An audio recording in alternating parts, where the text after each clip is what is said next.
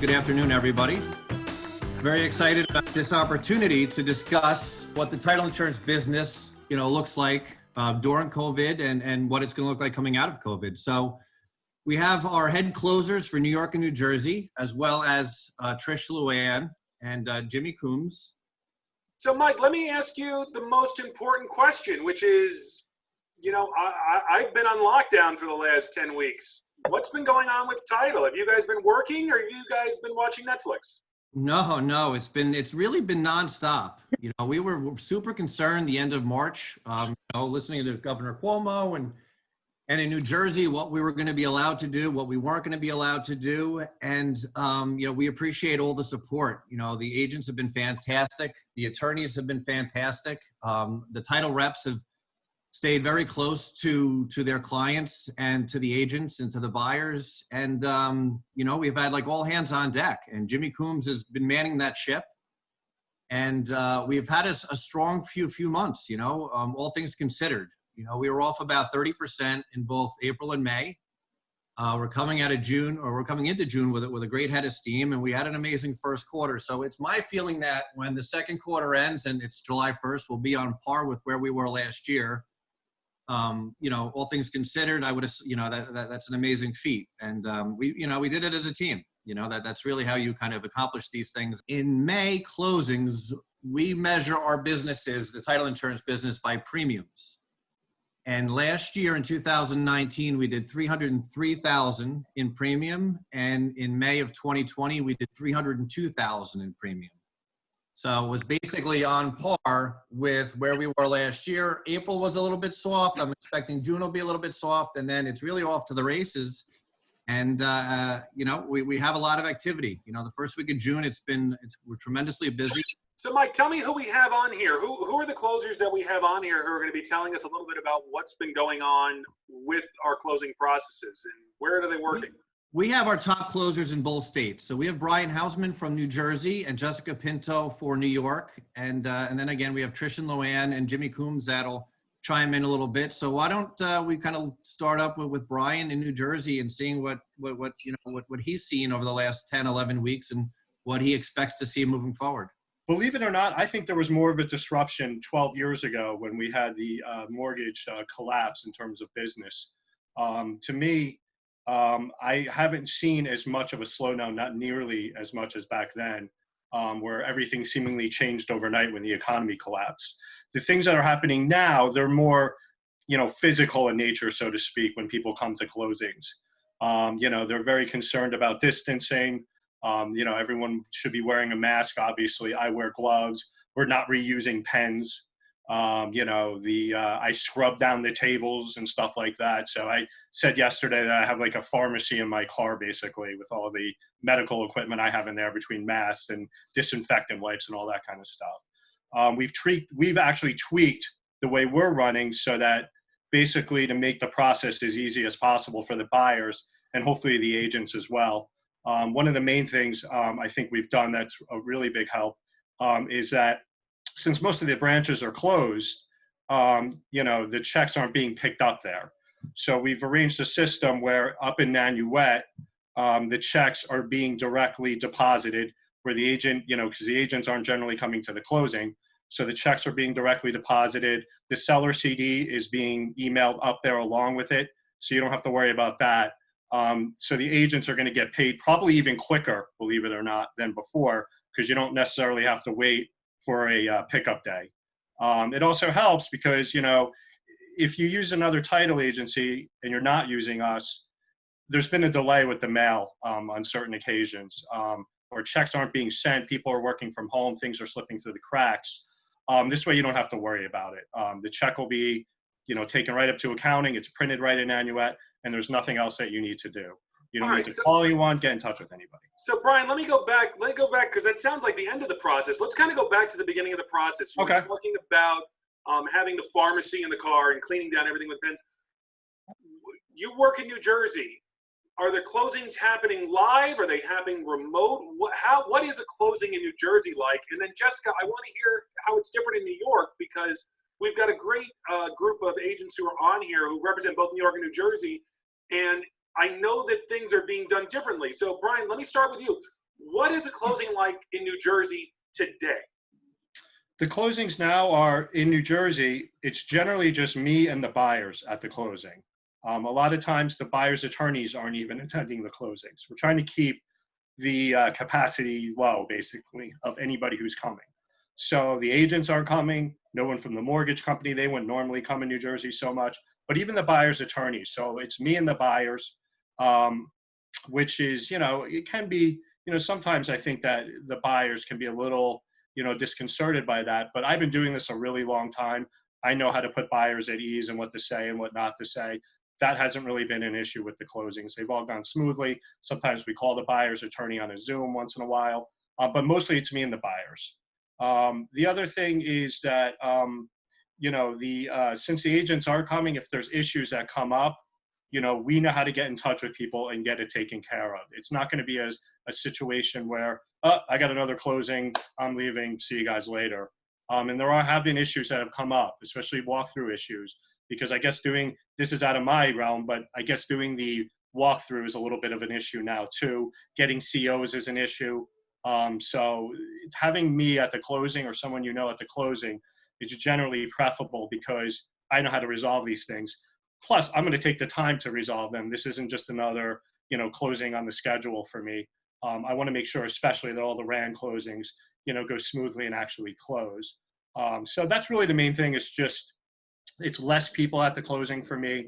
And it's a little bit more difficult getting things done with the lenders working from home and attorneys a lot of times are working from home. So it takes a little bit more attention to detail to make sure things don't fall through the cracks.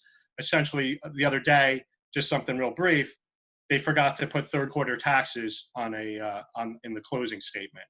So that's not a big issue today, but you don't want your buyer's first call back to you after the closing to be in August when they get their delinquent tax bill. If it's an independent closer or someone else, they're not going to be looking for that kind of stuff. They don't really care if that kind of stuff gets missed because it doesn't affect them in the long run. Hey, Jess, let me ask the same question to you. I mean, so it sounds like Brian is doing limited capacity in-person closings with himself and the buyer. What's going on in New York? So New York is a little bit different. The buyer's attorneys still have to be at the closings. A lot of them also do bank work, so they act as the bank attorney and the buyer's attorney. Who's not coming are the sellers, and sometimes even the seller's attorneys don't come to the closings anymore. And it actually makes things a little bit easier because there's less people. Documents are signed in advance, so you don't have a table of 10 people with papers going around everywhere.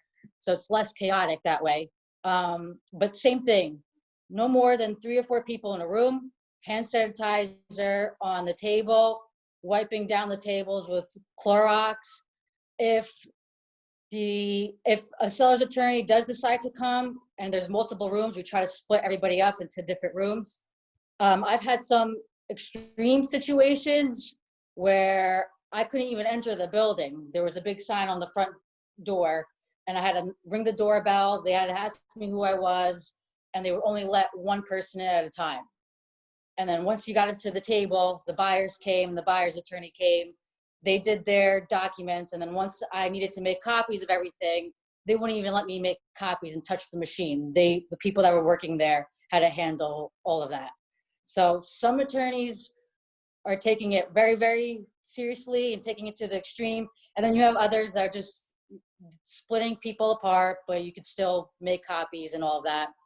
And I've also been doing a lot of mail away closings, which I have to say have been a little bit more difficult because you're relying on the FedEx, UPS, you're relying on the mail system. And sometimes with all this going on, it's delayed. So it could take a couple of days, sometimes even a week to receive a mortgage in the mail, which could hold up some things. That's a new term for myself. So what is a mail closing? So a mail away closing is where pretty much the sellers get all their deed, they get the transfer docs, which is the RP and the TP, any seller affidavits. We do have some extra affidavits right now because of COVID, but we could get into that. They get everything pre-signed with their clients and then they mail it to the buyer's attorney. So then once the buyer's attorney gets all the documents, they have their clients come to their offices and have everything signed. And then once everything's signed and the bank has sent over the mortgage and the buyer signed the mortgage, once everything is pretty much put together, then it gets mailed to us, to Hudson United Title. And then I have to look over everything, make sure it's all correct. And then once I have everything and it is correct, then I can release the title policies. So there's a delay. Those take sometimes 3-4 days, depending on the mail system. Well, I've got a bunch of questions that I'm going to ask about timing, which I want to get to later. But there was another term that I've heard a lot, and it really started in early April when these idea of closings came in. I mean, we heard of tent closings, drive-by closings. What really are virtual and remote closings? And Jess, we'll start with you, and then Brian, I don't know how they're applying in Jersey, and so we can know if they're any different. Virtual closings are, you're pretty much on a Zoom call or you're on the Google Hangouts, I don't know what it's called.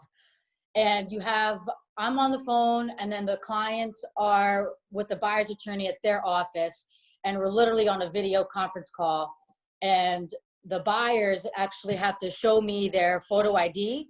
And then I have to literally take a snapshot of it on my phone while they're holding it up, so that I can actually notarize the documents once they come in. Are those closings? I mean, it would be interesting. You know, I'm hosting this video, so therefore I've got video copies of it. I mean, is that something that is being recorded that people need to be concerned about, or is it just that they're holding it up and they got the screen share of their IDs? It is being recorded, and I honestly, in Rockland, I haven't had many of those at all. It's really been more mailways, or I go to the office and I pick up the documents myself, and then a regular closing just with the limitations since COVID-19's here. But Brian, Brian, what about you? Have you had any of these virtual closings, or because New Jersey's had a little bit of different leniency, you've been able to do all of them in limited fashion? I've been doing all of the closings directly in person. We are set up to do virtual closings and, remote notary type closings. But it hasn't, in New Jersey at least, hasn't been a big demand for it. And I think that's because the way that it's set up now is not ideal.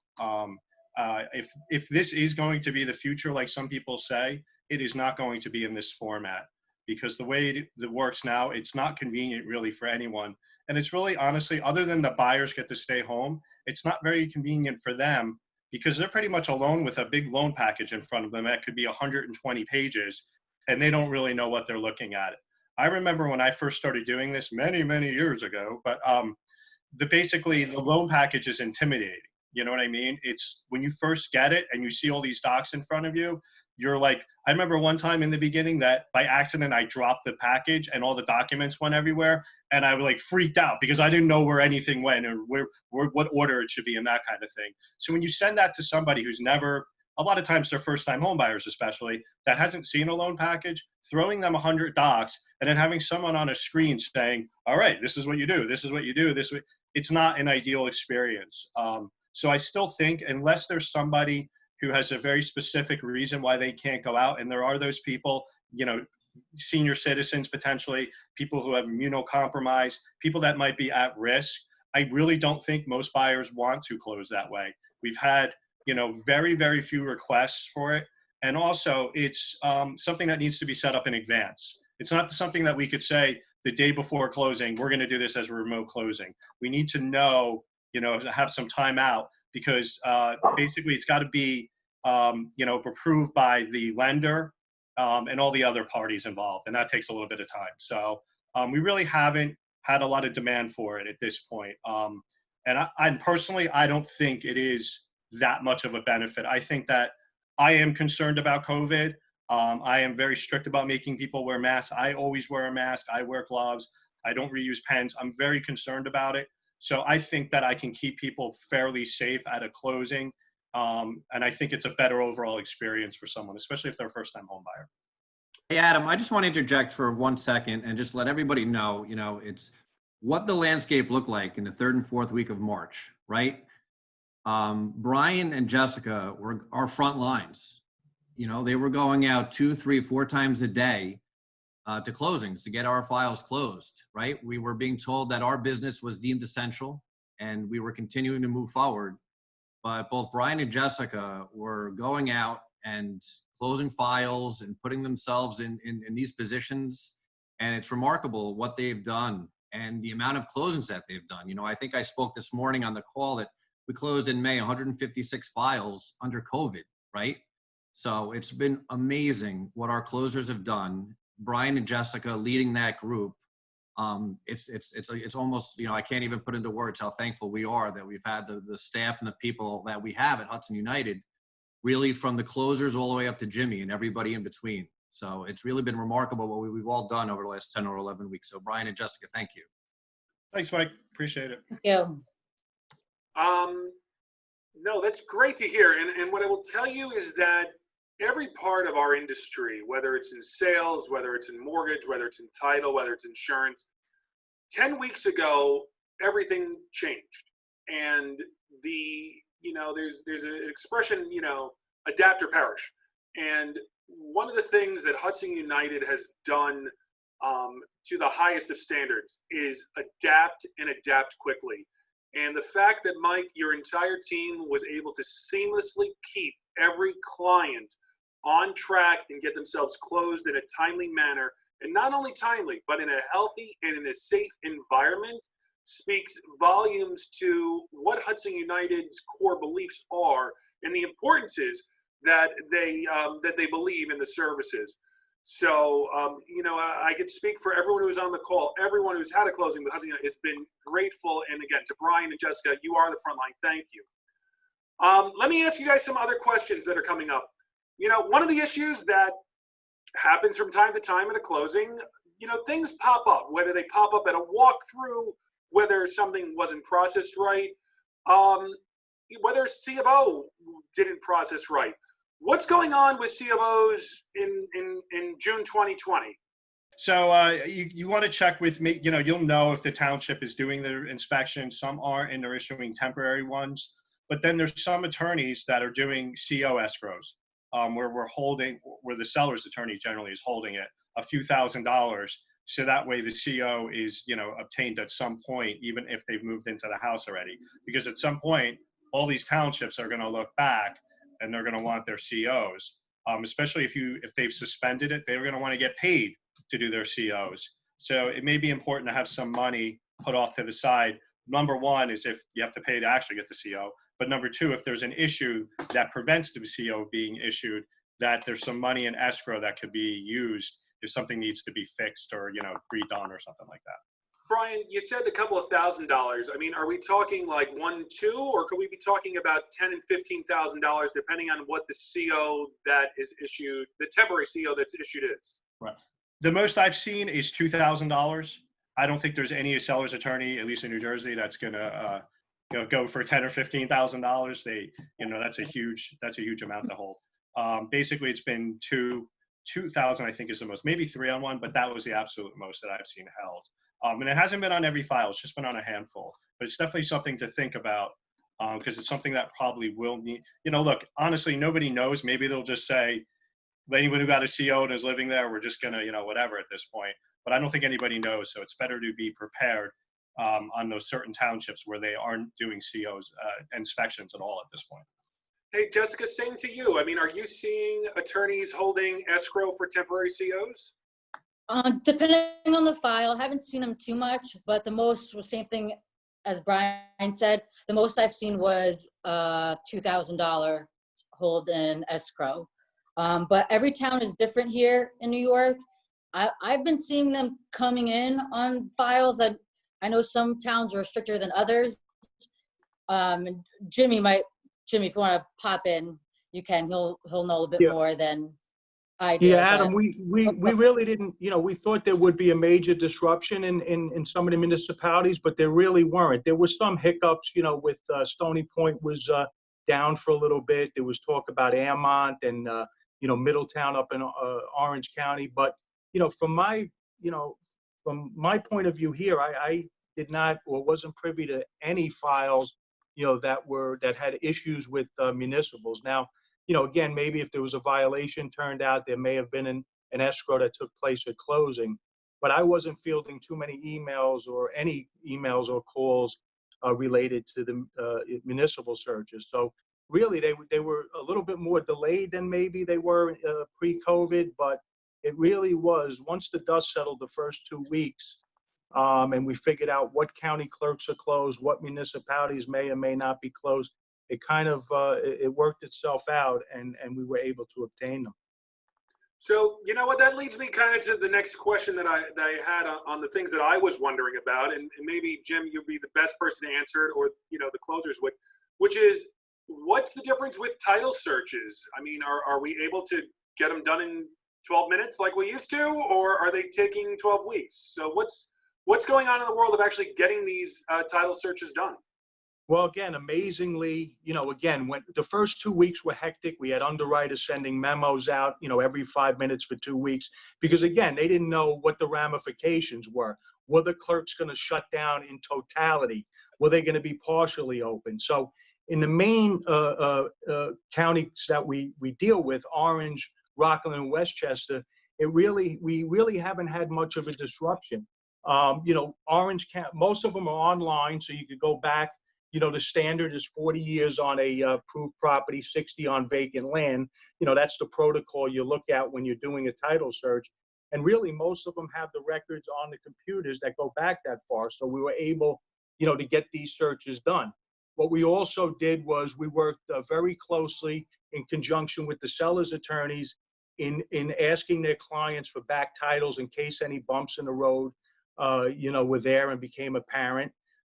We also reached out to prior title companies to get, and we've worked together, even though we're competitors, we've worked, in harmony with each other. If another title company needs something, we would provide it if we were on it. So really, there weren't major disruptions. The surrogates courts were closed, but again, I've had several files where we engaged the seller's attorney. They provided all the estate documents if they represented the estate, or they got them from the estate attorneys. They provided them to us, and we were able to underwrite the file based on the documentation that they provided. So, really, we settled in after the first 2 weeks. We realized that everything wasn't shutting down totally, and we just found our way through, and we navigated the waters. We reached out to the people who could perhaps get us the information that wasn't accessed publicly, and we worked through it.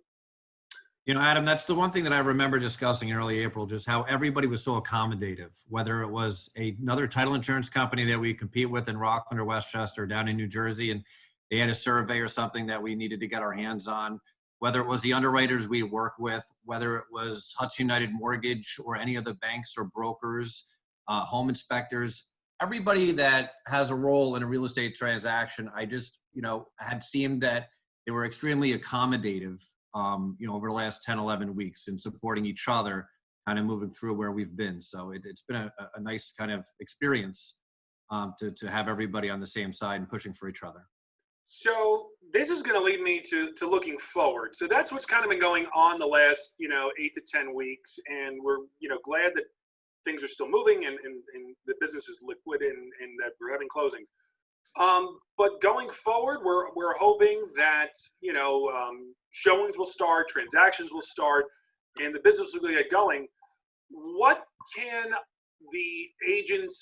agent do to make sure that they're going to avoid as many pitfalls coming into these transactions with all of the changes that have been going on? Like, what are the little things that if you could sit there and tell an agent, hey, by the way, make sure that you do blank, are going to kind of help out and go from there. And Brian, I'll start with you in New Jersey, and then Jess will jump over to you and hear. Adam, why don't we hear from Tricia and LuAnn, because that's more of a salesperson question in terms of how they could set up their attorneys and their agents on the best turnaround times. Absolutely.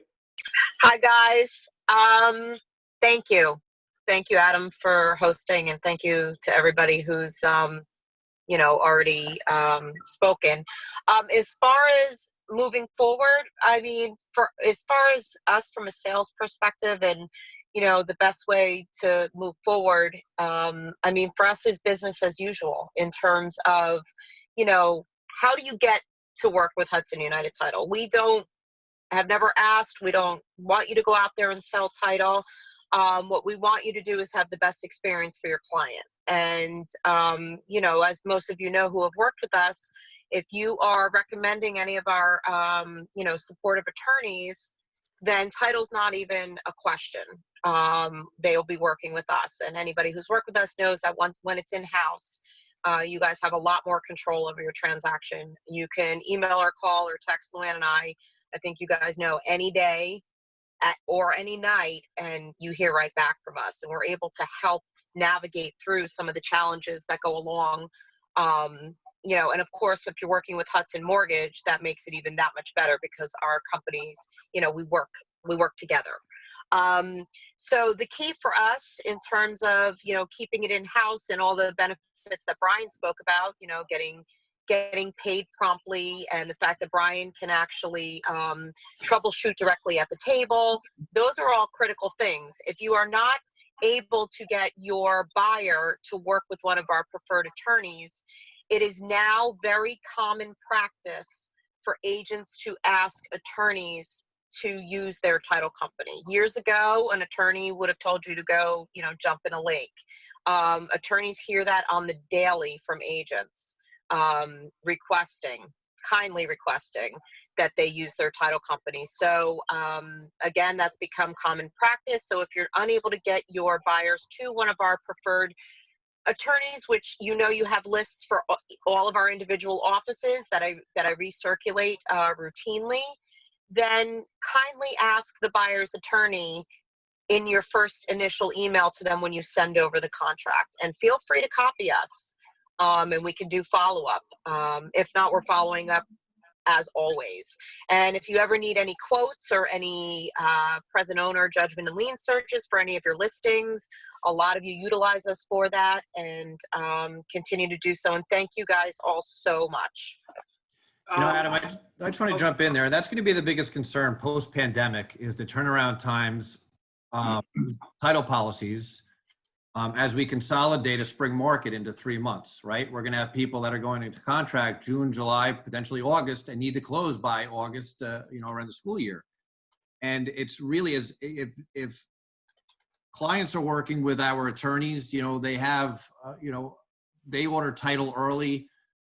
We can get ahead on municipal searches. Those are going to be the delays. So if we can kind of keep everybody in-house and refer attorneys that we have those types of relationships with, things are only going to go that much smoother. But if not, you want to get a head start on this because there's going to be a bottleneck with the municipalities in the next 2, 4, 6, 8 weeks where they have going to have gone from not many, municipal requests to an abundance of municipal requests.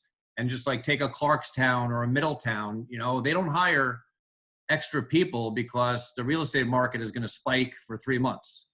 We're going to see those delays of 4, 5, 6, 7 weeks on municipal searches. We have outstanding relationships with those different municipalities, but we really want to get started, as soon as possible because there is a pile and everyone's going to be on that pile. And, the sooner we can kind of get that request into the municipality, the sooner we're going to be able to churn out those title reports. Again, Jimmy and I and the back office, abstract we can get done a week, week and a half, under a week if we need. But when we bring in the municipalities, we kind of get our hands tied a little bit. And we had kind of spoken before that I'm on a bunch of these little real estate forums that they put together on Facebook and all. And you hear people say, we'll close in 30 days. We'll close as soon as we can. We close files in 2, 3, 4 weeks.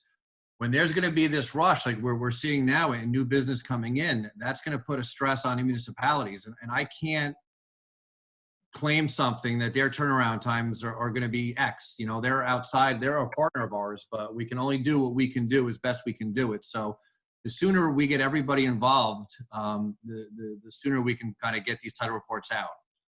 Mike, I'm going to throw this out there. I'm not really sure who on the panel is the best to answer this. One of the things that I was always told is that having back title helps accelerate a closing. What is back title? How do I get it? And how does it help? Well, Adam, I can answer that. Yeah, Jimmy Coombs. Well, it can help if there's, we get the searches back on a quick turnaround time, as Mike says. As soon as those title reports or those abstracts come back into our office, we're on it, we read it, we get it out. The one delay is the municipalities. Where the prior policy and the survey would really help to facilitate and move a file forward. The prior policy helps if there's any issues. For example, in the COVID time when the surrogates is closed, if we have the seller's title policy and there's an estate from 1995 that we have to confirm the executor and who was, and that it was conveyed properly, the back policy will help us. So we could avoid having to look at an estate that's back in the title if we have that policy. The survey will save a couple of weeks if we, because typically we find out, when we're getting close to scheduling and we've exhausted all our opportunities in terms of going from the, going to the municipality or asking the seller's attorney whether they have a survey. If the seller has one in their possession and can turn it over to the agent on the buy side, and they could get that to the attorney. So those two items, the policy and survey, will help save time down the road. And you could get those or ask the sellers if they have a copy. If not, we try to reach out and get it from the seller's attorney. And again, they've been more responsive, during COVID than they were pre-COVID in getting us that information because they know that'll help us get the file closed. I've got another question that came up to me, which is, have rates changed during COVID-19? I think is Rob here? Could Rob answer that for us? Hi, good afternoon. Rates have not changed, to my knowledge. Everything is regulated by the state. So rates are typically the same with every company, and I don't believe they've gone down. Mike or Jim, have you seen? No, the premiums have stayed the same. Yeah. I wanted to introduce Rob Salerno. He's part of our panel today, and he's our newest rep, and he works in New Jersey. So, Rob, I see that you're enjoying yourself down at the beach, and right.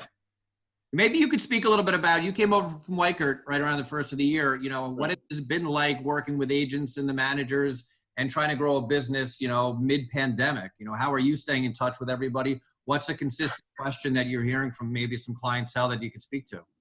I've been staying in touch with most everybody via social media.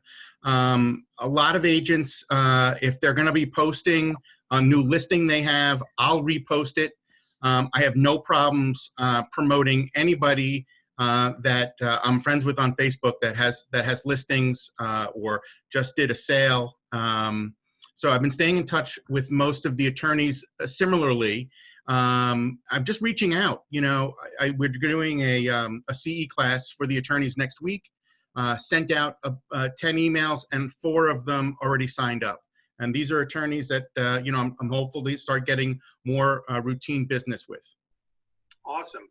So one of the questions that we had from Mary Lukens was, is it more the agent's responsibility or the attorney's responsibility to ask for prior titles to help ease the transaction? It would be on the agent, the listing agent would be in that position, working with sellers, asking maybe when they're taking the listing, what back information they may have, a title policy, a deed, anything that they may have, held on to since, when they bought that home is what we're really looking for to expedite the process. I think that Monique Schelke, who is our Orange County rep, I think had seen a question that she had asked if she could get involved in. So, hey, Monique, are you there? I'm here. Hi, everyone. I saw a question from Deborah Clark in the comments, and she asked, when you use the attorneys on the list, who ensures that they're using our title company every time? When we get the notice of contracts, that's why the notice of contracts are so important, every time we get those, we get them every morning. I reach out by phone to the attorneys who I know personally. If I don't know the attorneys, I'll send an email. But when I know them and I know they're on our list, I'll reach out to them individually and ask them for that deal. So that's how that works. And most of the time they'll say, of course, if it hasn't already been ordered. So that's, those are why notice of contracts are so important.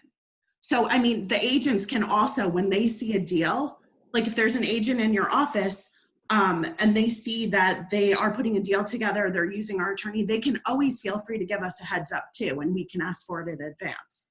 So that's something you can do. And I also want to say, I think Adam asked a question saying what's something the agents can do to get things moving quicker with title. I know what I keep seeing is our title reports, Jim and the team in the office gets the reports out pretty quickly. Just yesterday, I had an agent reach out and say, you know, what's the holdup here? Why aren't we clear to close? And I looked back and I saw Jim had the report out on May 18th. What was holding it up was the municipals. And then what was holding up the municipals is that the attorneys did not submit the smoke detector affidavit. So that, I think, and I think Jim can back me up with this, that's such an important thing. And that's something the agents can be in control of, whether you're on the buy side or the sell side. You know, as long as you've been in the home and have seen that there are smoke detector affidavits, and Jim can back me up on that too, I think either agent can sign that for the buyer or seller to get that moving. And we need that smoke detector affidavit for the municipalities to start the search. What are the affidavits that our clients should be expecting in June 2020? What are the things that they need to be aware of? Well, again, when you know, everything happened in March, you know, again, the underwriters were worried that, and we were, whether or not, you know, county clerks would be closed. So that being the case, if you're still going to conduct closings or attempt to do that, you know, you're going to have, you know, basically comes to a grinding halt. And, you know, it's a race to record so that liens don't go on a piece of property before your papers get filed and your buyers and sellers, the deed and mortgage get put on. So you don't want any intervening liens going on, which would become an issue. So they drafted up certain affidavits that they wanted signed, you know, that basically states that, you know, the seller hasn't done anything that may, you know, that would not necessarily be recorded already. So they haven't done anything to encumber the property. They haven't gone and sat down and signed papers for a home equity loan 3 weeks before the closing takes place. Now, you know, most people aren't going to do that, but it was kind of a belt and suspenders. And again, it was in anticipation of the potential for the county clerks to close. So we're getting those done. You know, we're getting those are additional affidavits, but they're really no different than what a seller's affidavit stated prior to COVID. You know, again, they're stating that they haven't filed for bankruptcy in our standard affidavits pre-COVID. So this was like a belt and suspenders in case there was, you know, closures of the county clerk. So as we come out of that, or we come out of the COVID, it should, you know, those affidavits will be, you know, put away, you know, hopefully for good, and we never have a flare up or this, you know, come up again. Should it happen again where we have potential disruptions in county clerks, they'll come back. So basically they wanted, you know, the sellers to state that they haven't done anything recently that has, you know, that would come up, you know, in the county clerk, you know, under normal circumstances. So they haven't encumbered the property. The smoke detector affidavits, again, those are gonna, you know, each municipality, unfortunately, there's no uniformity in terms of what they need or require in order to provide the municipal searches. And most of them are requiring a smoke/carbon dioxide, monoxide affidavit. So we have to get those before they'll even start the process. So if the seller's attorney is delaying in getting those signed and back to us, that'll put a delay in getting the municipal. So that's there's one affidavit that's applicable for the municipal searches, and then these other COVID affidavits that we have, you know, while we're in this pandemic closing environment. So Jim, let me ask you this question then. I'm going to go take a brand new listing. I live in my town, so I know my own town regulations, but I'm taking a new listing 3 towns over that I haven't taken a listing before. Who should I call to find out what affidavits I would need so that I could be, as the listing agent, proactive to help this transaction? Should I call you? Should I call Tricia and LuAnn if I'm in Jersey? Should I call, who's the best source to call? Yeah, well, you would contact, I mean, obviously if the property's in New York, you know, you contact us, or, you know, the email or call it, and we'll be able to advise you as to what the what procedures this particular municipality, what documents they need, the cost involved, because again, each municipality, has a different cost structure in terms of what they charge. But, our search companies lay that out and then we pick it up at closing. But, contact us, we're available.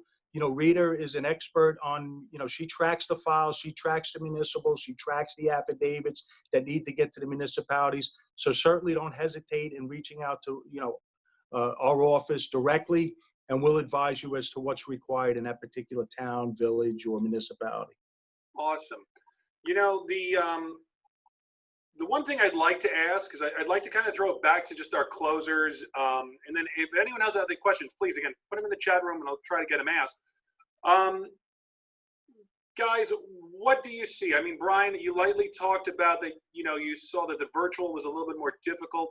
What do you see closings being for the rest of the second quarter, third quarter, and fourth quarter of this year? Like, what's your prognosticator, viewpoint?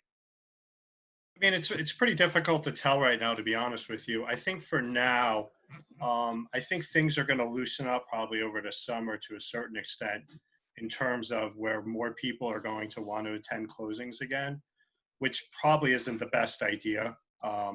And then I think a lot of it's going to depend on whether or not, there's going to be this second wave that we've heard of or not. I mean, if we can avoid that, then I think things will go back to normal, maybe sooner, because people are getting tired of, being cooped up and want to get back to work. So, at this point, I'm very, conscientious of wearing a mask and everything like that.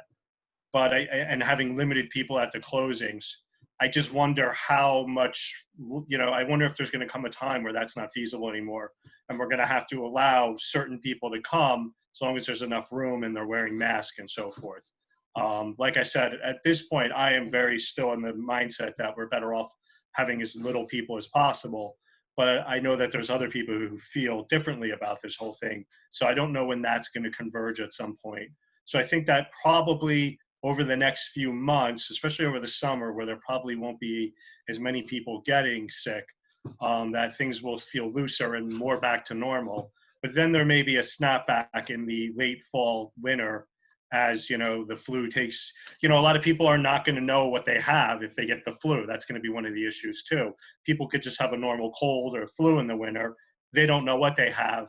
Hopefully those people will be very cautious and won't want to go to closings, but you never know. So, I think we'll have to play it by ear with that stuff.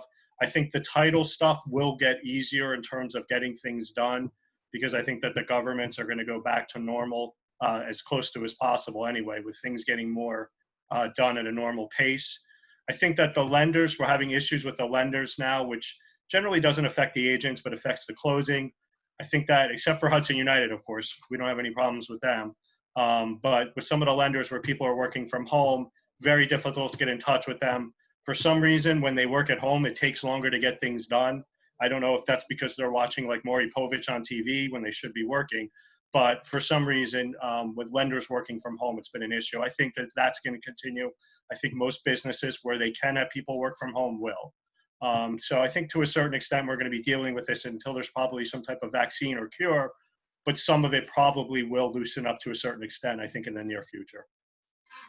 Just same thing. I mean, do you kind of see that as the same future for closings in New York? I would 100% agree with what Brian's saying. I know in New York, we would have the buyer's attorney and the seller's attorney, the sellers, the buyers, title.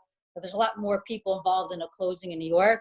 And going forward, I really don't think sellers and even sellers' attorneys need to be at closings anymore in New York. Everything's getting done in advance. We're sending all of our documents in advance so that we have them the day before, so we don't need to wait on anything. And it's just making things a little bit easier. Lending, I think they still have to work some things through the cracks. I have been at some closings where it's taken a little bit longer to fund, but a good chunk of them have been doing everything pretty much the same as what before pre-COVID. All right, awesome. You know what? My last question actually I have is for Mike. And I think this is probably the most important question that I can ask. You know, hopefully this week, New York is going to go into phase 2 and showings are going to start up. And we know in New Jersey that showings are still allowed. And one of the things that we've heard of is a lot of pent-up buyers. The buyers are ready to go. So the buyers go out next week. They execute their contracts, and in 4 weeks from now, you know, there theoretically will be, you know, tons of closings and closings ready to go. My question is Hudson United ready for that buyer surge? Absolutely, yes, we are. We're ready. You know, we've been fully staffed through COVID. We were expecting to come out post-COVID and see this rush. You know, we were hopeful it was going to be in May. It got pushed out to June. Yeah, we're absolutely ready. You know, the reps have done a fantastic job of staying involved with the offices and with the agents and with the attorneys. And we expect that, you know, that surge. And it's going to be a lot of responsibility on the title insurance company to get policies to the attorneys in a timely fashion. And honestly, you know, Jimmy Coombs is really the best in the business. You know, we're so fortunate. Like I said, the team that's assembled here today, you know, we've been in business now 19 years, right? Next year will be our 20th year in business. And we've never been, we from top to bottom, we're as good as they come. You know, we have the representatives are fantastic working with agents and attorneys, and we have an incredible back office, and our partners, whether they're examiners or the municipalities, you know, recording, our department at Hudson is of the best. You know, it's all online, you know, which is fantastic in COVID that we're able to record all of our documents online. So we are set up for what is, you know, in front of us for the next few months. And I think I said to Jimmy on Monday, I said, I think the next break we're going to get is the first snowstorm. So, you know, we're poised for the next 7 months potentially to do more business than we've ever done. And we're excited to do it. And I know the reps feel the same way. That's amazing. So what I want to do is I kind of want to wrap it up. I've got one last question, and then what we're going to do is we're going to stop the recording. And what we'll do is we'll stay online for anyone who wants to ask questions post-recording. But the last thing that I have to ask is, if people have other questions, what should they do? Like, I want to just take one quick second because Stephanie Alexandra is on the call, and she works in the Bronx office, and Mike Vanacoro works in Westchester, and Tricia, LuAnn, and Rob are in New Jersey. So I think it's important that, you know, they have great relationships with the managers and the agents in the real estate offices, that they are a great resource to continue to come in and add value and content in sales meetings, have attorneys come in and talk about what they're seeing in terms of, you know, closings and getting buyers and sellers in and all of that stuff. So really stay close with your title reps as we move into the summer months, and we really want to get these deals closed as soon as possible. Again, I'm going to stress, the earlier we get started, the better off we are in terms of getting the deal closed, right? So if there's ever a concern and a buyer's going to go meet with somebody, reach out to your title rep and make them aware of a pending deal. And there's certain situations that, you know, we'll get a head start on a municipal search. You know, we'll get a head start on an abstract search. You know, whatever the situation kind of, lays itself out to be, we'll figure out a way. You know, we're extremely, we'll figure out ways to accommodate what really needs to be done.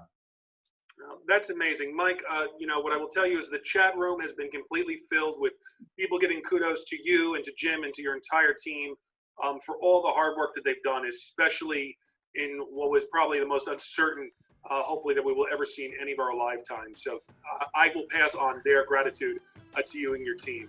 And for everyone else on the call, guys, thank you very much for attending our Hudson Learning Series. It has been great having you all online.